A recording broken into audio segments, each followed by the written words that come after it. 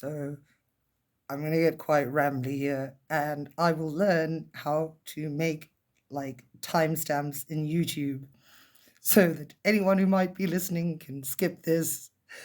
But um, when I was a kid, probably 12, 11 maybe, I found in the library, and I love Roald Dahl. I read all of his kids' books, and I found in the library Kiss Kiss, I think it was, and I'd never heard of it before.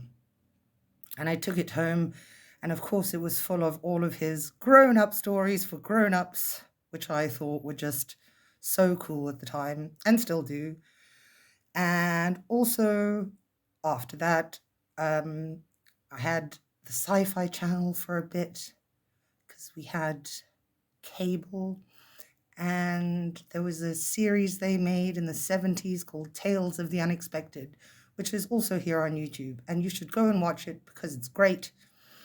And it's better than me reading these stories. But yes, I have a special attachment to all of the Roald Dahl short stories for grown-ups because they made me feel very grown up. And this one I've been thinking about all year, in the year of our Lord 2023, since, the whole Chat GPT thing. When that all started happening, this was literally the first thing that I thought about. And that's why I really want to read it now. So enough waffling from me, and here goes. The Great Automatic Grammatizer by Roald Dahl. Well, Knight, my boy, now that it's all finished, I just called you in to tell you I think you've done a fine job. Adolf Knipe stood still in front of Mr. Boland's desk. There seemed to be no enthusiasm in him at all. Aren't you pleased? Oh, yes, Mr. Boland. Did you see what the papers said this morning? No, sir, I didn't.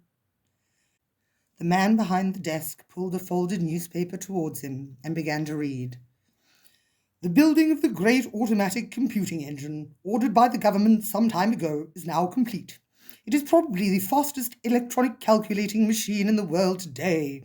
Its function is to satisfy the ever-increasing need of science, industry, and administration for rapid mathematical calculation, which, in the past, by traditional methods, would have been physically impossible or would have required more time than the problems justified. The speed with which the new engine works, said Mr. John Bowen, head of the firm of electrical engineers mainly responsible for its construction, may be grasped by the fact that it can provide the correct answer in 5 seconds to a problem that would occupy a mathematician for a month. In 3 minutes, it can produce a calculation that by hand, if it were possible, would fill 500,000 sheets of foolscap paper. The automatic computing engine uses pulses of electricity, generated at the rate of 1,000,000 a second, to solve all calculations that resolve themselves into addition, subtraction, multiplication, and division. For practical purposes, there is no limit to what it can do. Mr. Boland glanced up at the long, melancholy face of the younger man. Aren't you proud, Knipe? Aren't you pleased? Of course, Mr. Boland. I don't think I have to remind you that your own contribution, especially to the original plans, was an important one. In fact, I might go so far as to say that without you and some of your ideas, this project might still be on the drawing boards today. Adolf Knipe moved his feet on the carpet, and he watched the 2 small white hands of his chief, the nervous fingers playing with the paperclip, unbending it, straightening out the hairpin curves. He didn't like the man's hands. He didn't like his face either, with the tiny mouth and the narrow purple-coloured lips. It was unpleasant, the way only the lower lip moved when he talked. Is anything bothering you, Knipe? Anything on your mind? No, Mr. Boland, no. How would you like to take a week's holiday? Do you good? You've earned it. Oh, I don't know, sir. The older man waited, watching this tall, thin person who stood so sloppily before him. He was a difficult boy. Why couldn't he stand up straight? always drooping and untidy, with spots on his jacket and hair falling all over his face. I'd like you to take a holiday, Knipe. You need it. All right, sir, if you wish. Take a week, 2 weeks if you like. Go somewhere warm, get some sunshine, swim, relax, sleep. Then come back and we'll have another talk about the future. Adolf Knipe went home by bus to his 2-room apartment. He threw his coat on the sofa, poured himself a drink of whiskey, and sat down in front of the typewriter that was on the table. Mr. Bolan was right. Of course he was right. Except that he didn't know the half of it. He probably thought it was a woman. Whenever a young man gets depressed, everybody thinks it's a woman. He leaned forward and began to read through the half-finished sheet of typing still in the machine. It was headed, "A Narrow Escape," and it began, "The night was dark and stormy. The wind whistled in the trees. The rain poured down like cats and dogs." Adolf Knipe took a sip of whiskey, tasting the malty bitter flavour, feeling the trickle of cold liquid as it travelled down his throat and settled in the top of his stomach. Cool at first, then spreading and becoming warm, making a little area of warmness in the gut. To hell with Mr. John Bolan anyway. And to hell with the great electrical computing machine. To hell with... At exactly that moment, his eyes and mouth began slowly to open in a sort of wonder, and slowly he raised his head and became still, absolutely motionless, gazing at the wall opposite, with this look that was more perhaps of astonishment than of wonder, but quite fixed now, unmoving, and remaining thus for 40, 50, 60 seconds. Then gradually, the head still motionless, a subtle change spreading over the face, astonishment becoming pleasure, very slight at first, only around the corners of the mouth, increasing gradually, spreading out until at last the whole face was open wide and shining with extreme delight. It was the first time Adolf Knipe had smiled in many, many months. "Of course," he said, speaking aloud, "it's completely ridiculous." Again he smiled, raising his upper lip and baring his teeth in a queerly sensual manner. "It's a delicious idea, but so impracticable it doesn't really bear thinking about at all." From then on, Adolf Knipe began to think about nothing else. The idea fascinated him enormously, at first because it gave him a promise, however remote, of revenging himself in a most devilish manner upon his greatest enemies. From this angle alone, he toyed idly with it for perhaps 10 or 15 minutes. Then all at once he found himself examining it quite seriously as a practical possibility. He took paper and made some preliminary notes, but he didn't get far. He found himself, almost immediately, up against the old truth that a machine, however ingenious, is incapable of original thought. It can handle no problems except those that resolve themselves into mathematical terms, problems that contain one, and only one, correct answer. This was a stumper. There didn't seem any way around it. A machine can't have a brain. On the other hand, it can have a memory, can it not? Their own electronic calculator had a marvellous memory. Simply by converting electric pulses through a column of mercury into supersonic waves. Sorry, people. Yes, that's how it works. I don't know when this story was written. Maybe like in the 40s, even the 50s, maybe. I will look it up afterwards. It could store away at least 1,000 numbers at a time. I think it could probably store over 9,000 now, even. Okay, I'm stopping. Extracting any one of them at the precise moment it was needed.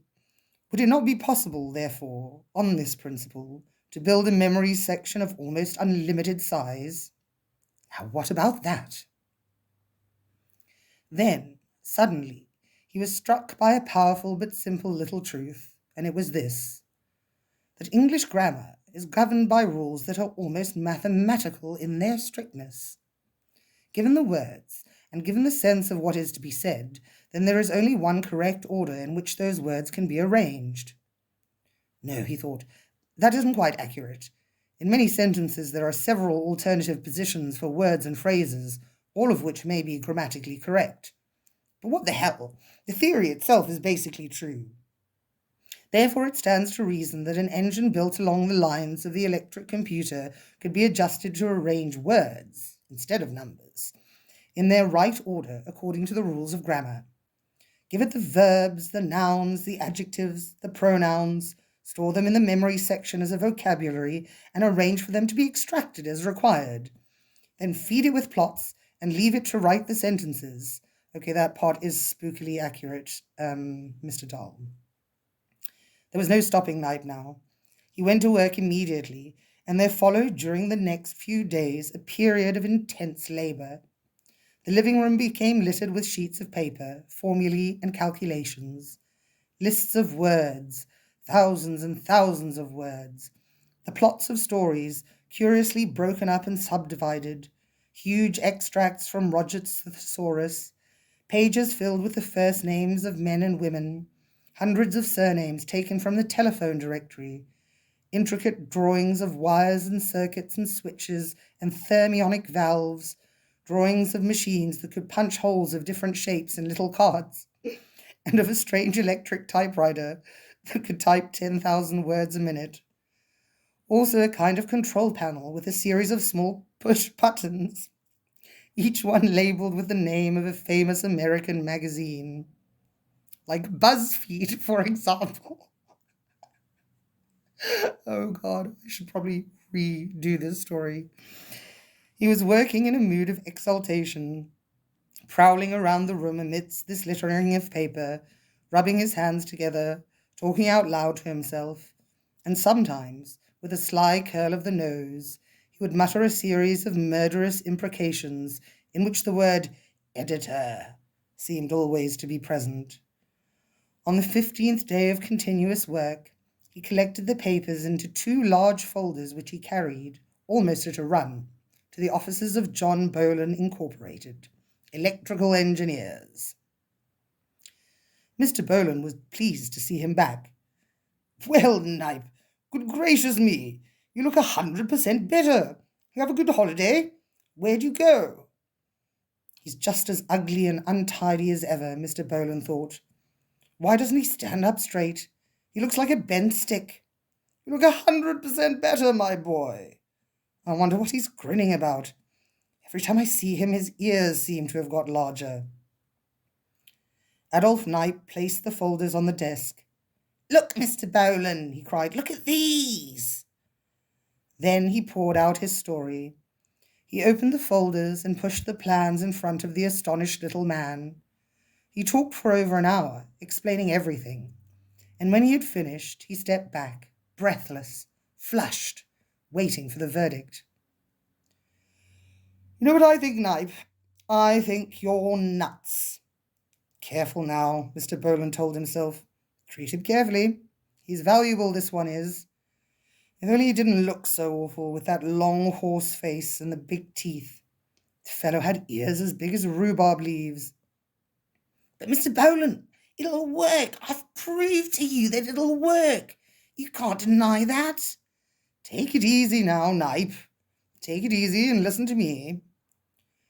Adolf Knipe watched this man, disliking him more every second. This idea, Mr. Bolan's lower lip was saying, is very ingenious. I might almost say brilliant, and it only goes to confirm my opinion of your abilities, Knipe. But don't take it too seriously. After all, my boy, what possible use can it be to us? Who on earth wants a machine for writing stories? And where's the money in it, anyway? Just tell me that. May I sit down, sir? Sure, take a seat. Adolf Knipe seated himself on the edge of a chair. The older man watched him with alert brown eyes, wondering what was coming now. I would like to explain something, Mr. Bolan, if I may, about how I came to do all this. Go right ahead, Knipe. He would have to be humoured a little now, Mr. Bolan told himself. The boy was really valuable. A sort of genius almost, worth his weight in gold to the firm. Just look at these papers here. Darndest thing you ever saw. Astonishing piece of work. Quite useless, of course. No commercial value. But it proved again the boy's ability. It's a sort of confession, I suppose, Mr. Bolan. I think it explains why I've always been so kind of worried. You tell me anything you want, Knipe. I'm here to help you. You know that. The young man clasped his hands together tight on his lap, hugging himself with his elbows. It seemed as though suddenly he was feeling very cold. You see, Mr. Bolan, to tell the honest truth, I don't really care much for my work here, and I'm good at it and all that sort of thing, but my heart's not in it. It's not what I want to do most. Up went Mr. Bolan's eyebrows, quick like a spring. His whole body became very still. You see, sir, all my life I've wanted to be a writer. A writer? Yes, Mr. Bolan, you may not believe it, but every bit of spare time I've had, I've spent writing stories. In the last 10 years, I've written literally hundreds of short stories, 566 to be precise, approximately one a week. Good heavens, man, what on earth did you do that for? All I know, sir, is I had the urge. What sort of urge? The creative urge, Mr. Bolan. Every time he looked up, he saw Mr. Bolan's lips. They were growing thinner and thinner, more and more purple. And may I ask what you do with these stories, Knipe? Well, sir, that's the trouble. No one will buy them. Each time I finish one, I send it out on the rounds. It goes to one magazine after another. That's all that happens, Mr. Bolan, and they simply send them back. It's very depressing. Mr. Bolan relaxed. I can see quite well how you feel, my boy. His voice was dripping with sympathy. We all go through it at one time or another in our lives. But now that you've had proof, positive proof, from the experts themselves, from the editors, that your stories are, what shall I say, rather unsuccessful, it's time to leave off. Forget it, my boy. Just forget all about it. No, Mr. Bolan. No, that's not true. I know my stories are good. My heavens. When you compare them with some of the stuff some of those magazines print, oh my word, Mr. Bolan, the sloppy, boring stuff that you see in the magazines week after week, it drives me mad. Now, wait a minute, my boy. Do you ever read the magazines, Mr. Bolan? You'll pardon me, Knipe, but what's all this got to do with your machine? Everything, Mr. Bolan, absolutely everything. What I want to tell you is I've made a study of magazines, and it seems that each one tends to have its own particular type of story.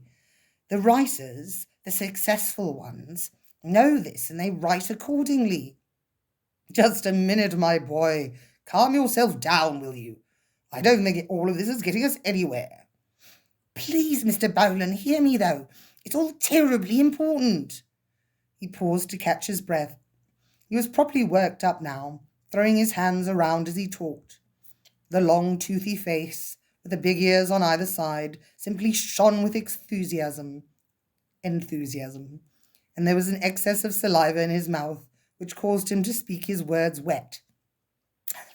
So you see, on my machine, by having an adjustable coordinator between the plot memory section and a word memory section, I'm able to produce any type of story I desire, simply by pressing the required button. Yes, I know, Knipe, I know. This is all very interesting. But what's the point of it? Just this, Mr. Bolan. The market is limited. We've got to be able to produce the right stuff at the right time, whenever we want it. It's a matter of business, that's all. I'm looking at it from your point of view now, as a commercial proposition. My dear boy, it can't possibly be a commercial proposition. Ever. You know as well as I do what it costs to build one of these machines. Yes, sir, I do, but with due respect, I don't believe you know what the magazines pay writers for stories. What do they pay? Anything up to $2,500. It probably averages out around $1,000. Mr. Bolan jumped. Yes, sir, it's true. Absolutely impossible, Knipe. Ridiculous. No, sir, it's true. You mean to sit there and tell me that these magazines pay out money like that to a man for just scribbling off a story? Good heavens, Knipe, whatever's next? Writers must all be millionaires. That's exactly it, Mr. Bolan. That's where the machine comes in. Listen a minute, sir, while I'll tell you some more. I've got it all worked out. The big magazines are carrying approximately 3 fiction stories in each issue. Now take the 15 most important magazines, the ones paying the most money. A few of them are monthlies, but most of them come out every week. All right. That makes, let us say, around 40 big stories being bought each week. That's $40,000. So with our machine, when we get it working properly, we can collar nearly the whole of the market. My dear boy, you're mad. No, sir, honestly. It's true what I say. Don't you see that with a volume alone will completely overwhelm them? This machine can produce 5,000-word story, all typed and ready for dispatch, in 30 seconds. How can the writers compete with that? I ask you, Mr. Bolan, how? Yeah, the whole writer's strike thing is happening right now, so you can just swap, magazines for Disney and, bump up the price by a couple million, and it's spookily accurate. I did say I wasn't going to interject more things. I lied. I'm interjecting again. At that point, Adolf Knipe noticed a slight change in the man's expression, an extra brightness in the eyes, the nostrils distending, the whole face becoming still, almost rigid. Quickly, he continued, Nowadays, Mr. Bolan, the handmade article hasn't a hope.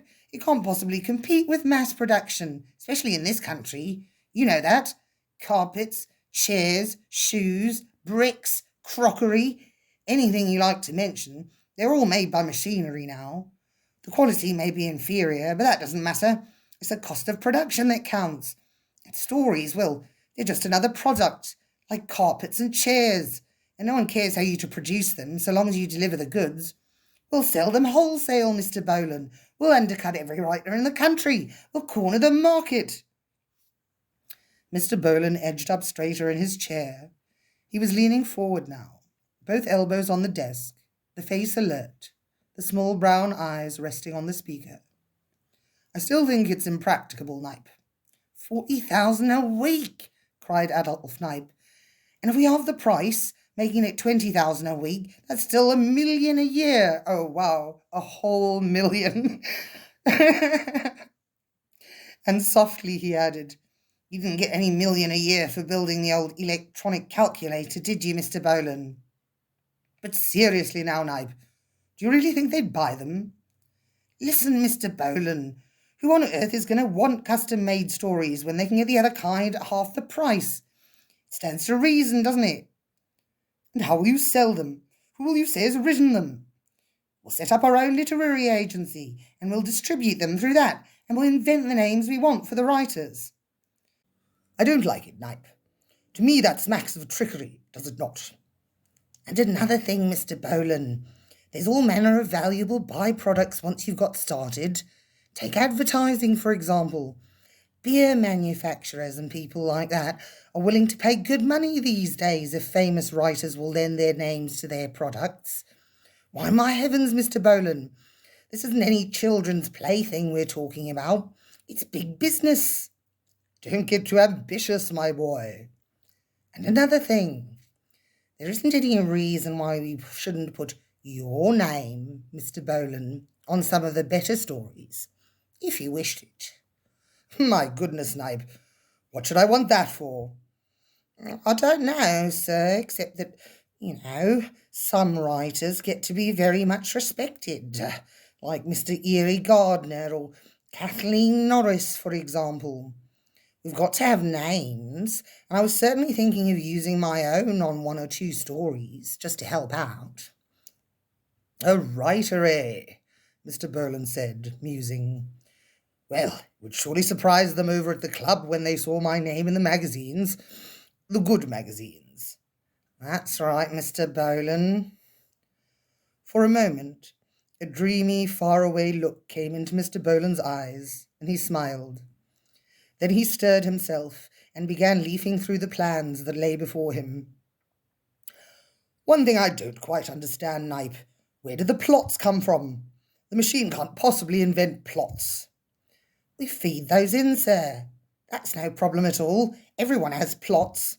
There's 300 or 400 of them written down on that folder there on your left. Feed them straight into the plot memory section of the machine. Go on. There are many other little refinements too, Mr. Bolan. You'll see them all when you study the plans carefully. For example, there's a trick that nearly every writer uses of inserting at least one long, obscure word into each story. This makes the reader think that the man is very wise and clever. So I have the machine do the same thing. There'll be a whole stack of long words stored away just for this purpose. Where? In the word memory section, he said. Exegetically.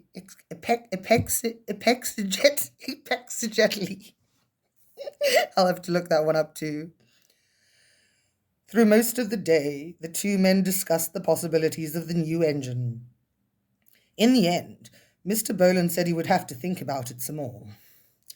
The next morning, he was quietly enthusiastic. Within a week, he was completely sold on the idea. What we'll have to do, Knipe, is to say that we're merely building another mathematical calculator, but of a new type. That'll keep the secret. Exactly, Mr. Bolan. And in 6 months, the machine was completed. It was housed in a separate brick building at the back of the premises, and now that it was ready for action, no one was allowed near it excepting Mr. Bolan and Adolf Knipe. It was an exciting moment when the two men, the one short, plump, breviped, he put in too many long words, the other tall, thin and toothy, stood in the corridor before the control panel and got ready to run off the first story. All around them were walls dividing up into many small corridors, and the walls were covered with wiring and plugs and switches and huge glass valves. They were both nervous, Mr. Bolan hopping from one foot to the other, quite unable to keep still. Which button? Adolf Knipe asked, eyeing a row of small white discs that resembled the keys of a typewriter. You choose, Mr. Bolan. Lots of magazines to pick from. Saturday Evening Post, Collier's, Ladies' Home Journal, BuzzFeed. Anyone you like. Goodness me, boy, how do I know? He was jumping up and down like a man with hives. Mr. Bolan, Adolf Knipe said gravely, do you realise that at this moment, with your little finger alone, you have it in your power to become the most versatile writer on this continent? Listen, Knipe, just get on with it, will you please, and cut out the preliminaries. OK, Mr. Bolan. Then we'll make it, let me see, this one. How's that? He extended one finger and pressed down a button with the name Today's Woman printed across it in diminutive black type. There was a sharp click, and when he took his finger away, the button remained down below the level of the others. So much for the selection, he said. Now, here we go. He reached up and pulled a switch on the panel. Immediately, the room was filled with a loud humming noise and a crackling of electric sparks, and the jingle of many tiny, quickly moving levers. And, almost in the same instant, sheets of quarto paper began sliding out from a slot to the right of the control panel and dropping into a basket below. And then they printed it to PDF. They came out quick, one sheet a second, and in less than half a minute it was all over. The sheet stopped coming. That's it, Adolf Knipe cried. There's your story. They grabbed the sheets and began to read. The first one they picked up started as follows. They looked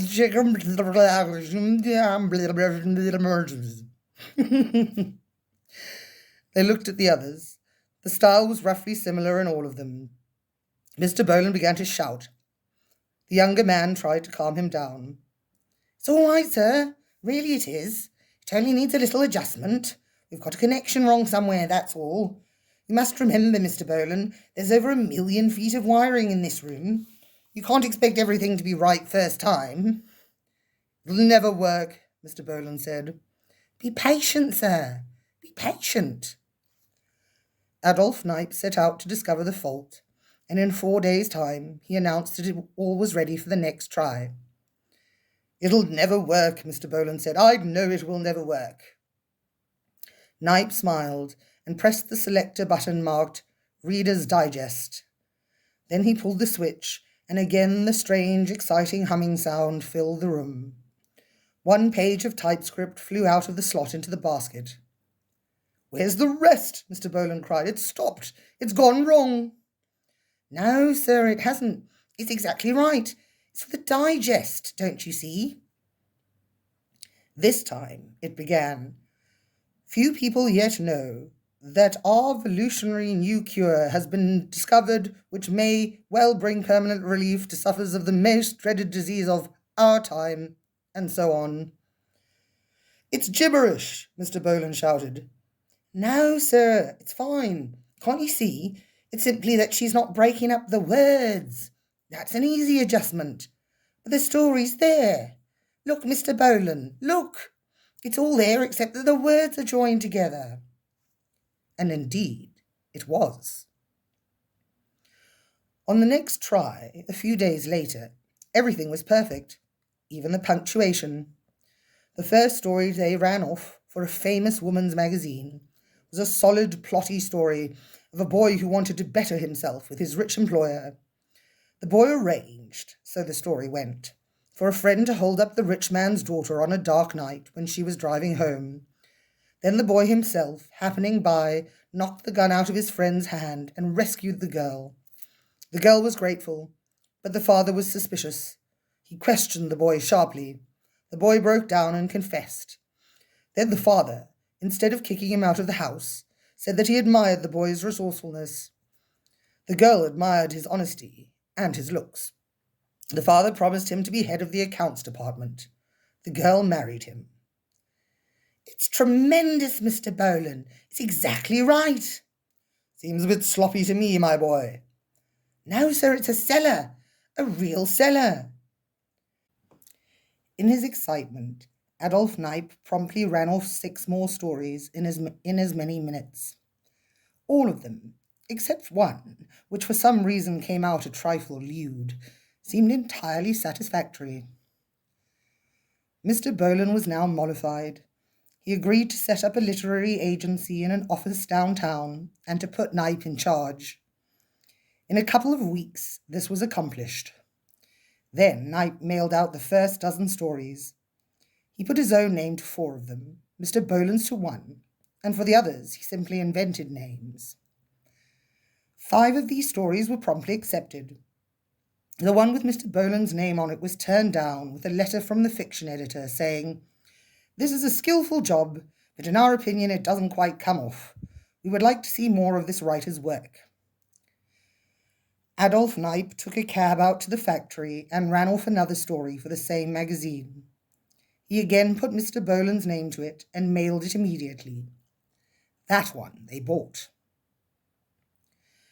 The money started pouring in. Knipe slowly and carefully stepped up the output, and in 6 months' time he was delivering 30 stories a week and selling about half. He began to make a name for himself in literary circles as a prolific and successful writer.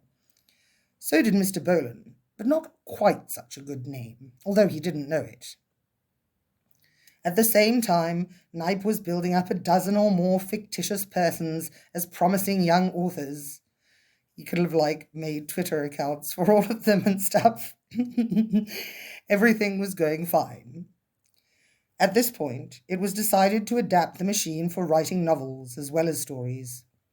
Mr. Boland, thirsting now for greater honours in the literary world, insisted that Knipe go to work at once on this prodigious task.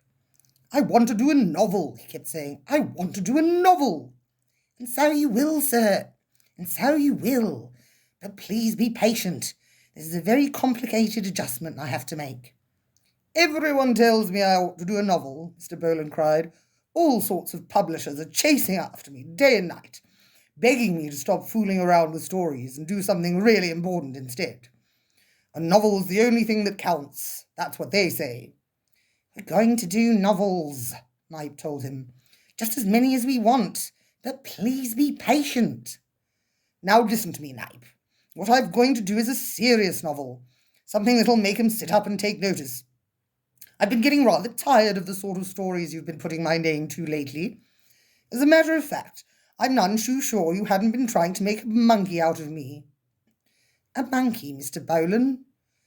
Keeping all the best ones for yourself. That's what you've been doing. Oh, no, Mr. Bowlen, no. So this time I'm going to make damn sure I write a high-class, intelligent book. You understand that?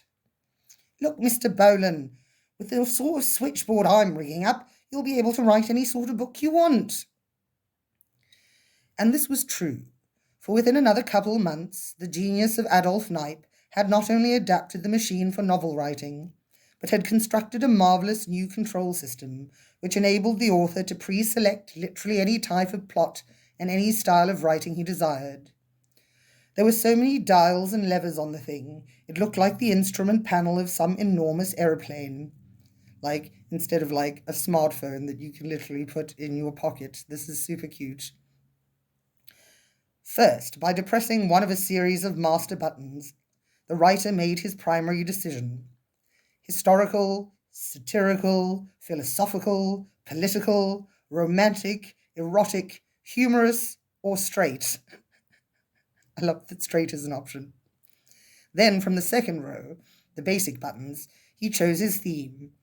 Army life, pioneer days, Civil War, World War, racial problem, Wild West, country life, childhood memories, seafaring, the sea bottom, and many, many more.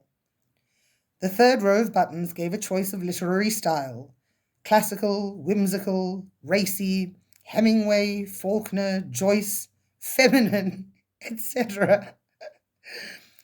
The fourth row was for characters, the fifth for wordage, and so on and so on. 10 long rows of pre-selector buttons. But that wasn't all. Control had also to be exercised during the actual writing process, which took about 15 minutes per novel. And to do this, the author had to sit, as it were, in the driver's seat and pull or push a battery of labelled stops, as on an organ. By so doing, he was able continually to modulate or merge 50 different and variable qualities, such as tension, surprise, humour, pathos, and mystery. Numerous dials and gauges on the dashboard itself told him throughout exactly how far along he was with his work. Finally, there was the question of passion. From a careful study of the books at the top of the bestseller lists for the past year, Adolf Knipe had decided that this was the most important ingredient of all, a magical catalyst that somehow or other could transform the dullest novel into a howling success, at any rate, financially. But Knipe also knew that passion was powerful, heady stuff, and must be prudently dispensed, the right proportions at the right moments. And to ensure this, he had devised an independent control consisting of 2 sensitive sliding adjusters operated by foot pedals, similar to the throttle and brake in a car. One pedal governed the percentage of passion to be injected, the other regulated its intensity. There was no doubt, of course, and this was the only drawback, that the writing of a novel by the Knipe methods was going to be rather like flying a plane and driving a car and playing an organ all at the same time. But this did not trouble the inventor. When all was ready, he proudly escorted Mr. Bowlen into the machine house and began to explain the operating procedure for the new wonder. Good God, Knipe, I'll never be able to do all of that. Damn it, man, it'll be easier to write the thing by hand. You'll soon get used to it, Mr. Bowlen, I promise you. In a week or 2, you'll be doing it without hardly thinking. It's just like learning to drive. Well, it wasn't quite as easy as that. But after many hours of practice, Mr. Bowlen began to get the hang of it, and finally, late one evening, he told Knipe to make ready for running off with the first novel. It was a tense moment, with the fat little man crouching nervously in the driver's seat, and the tall, toothy Knipe fussing excitedly around him. I intend to write an important novel, Knipe. I'm sure you will, sir. I'm sure you will. With one finger, Mr. Bolan carefully pressed the necessary pre-selector buttons. Master button, satirical. Subject, racial problem. Style, classical. Characters, 6 men, 4 women, 1 infant. Length, 15 chapters. It's not far off from what you can type into ChatGPT, I suppose. At the same time, he had his eye particularly upon 3 organ stops, marked Power, Mystery, and Profundity. Are you ready, sir? Yes, I'm ready. Knight pulled the switch. The great engine hummed. There was a deep whirring sound from the oiled movement of 50,000 cogs and rods and levers.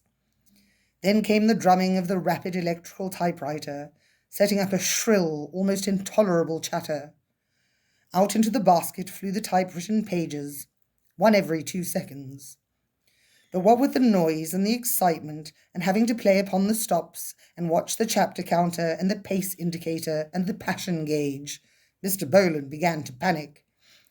He reacted in precisely the way a learned driver does in a car, by pressing both feet hard down on the pedals and keeping them there until the thing stopped. "Congratulations on your first novel," Knipe said, picking up the great bundle of type pages from the basket. Little pearls of sweat were oozing out all over Mr. Bolan's face. "It sure was hard work, my boy." "But you got it done, sir. You got it done."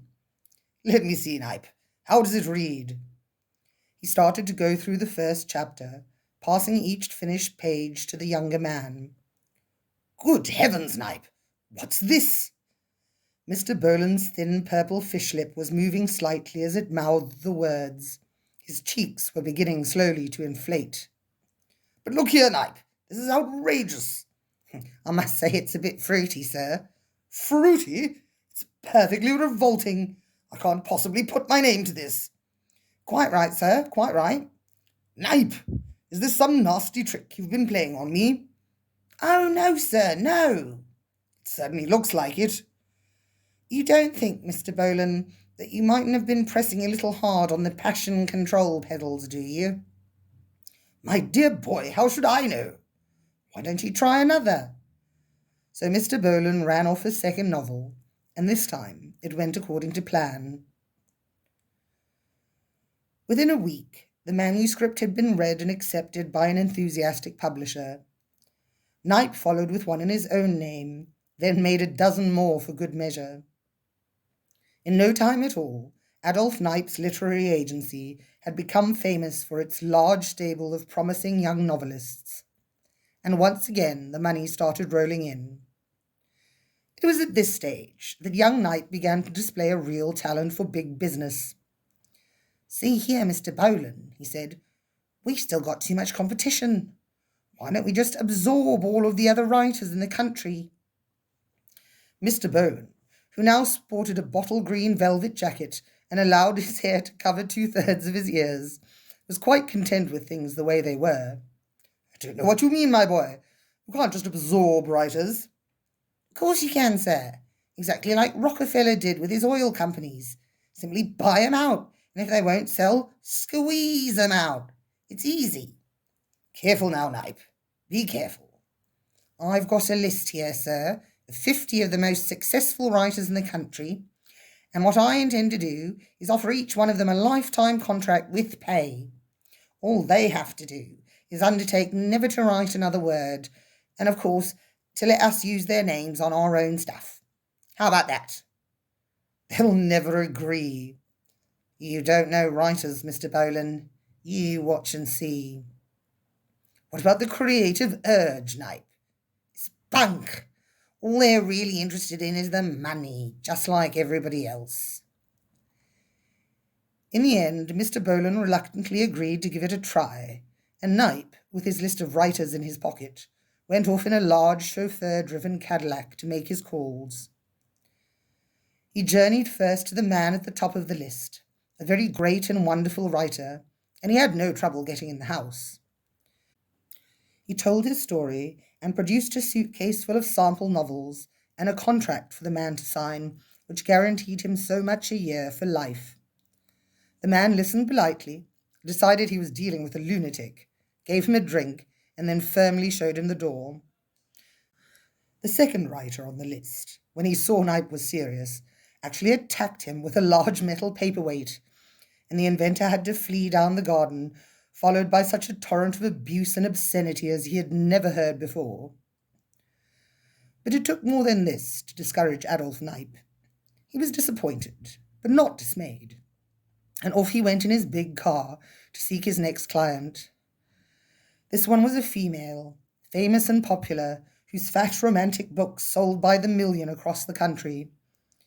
She received Knipe graciously, gave him tea, and listened attentively to his story. "It all sounds very fascinating," she said, "but of course I find it a little hard to believe." "Madam," Knipe answered, "come with me and see it with your own eyes.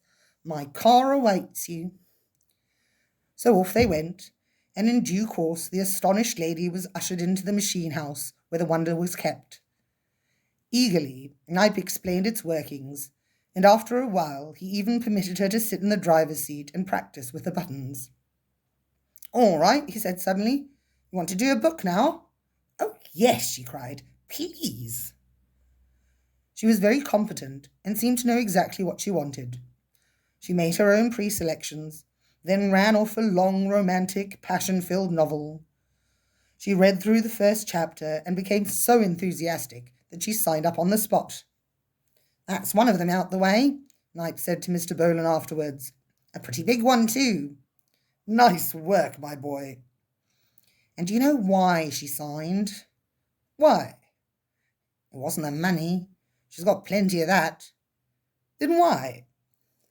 Knipe grinned, lifting his lip and baring a long, pale upper gum. "Simply because she saw the machine-made stuff was better than her own."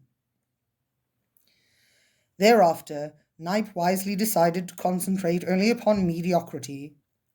Anything better than that, and there were so few it didn't matter much, was apparently not quite so easy to seduce.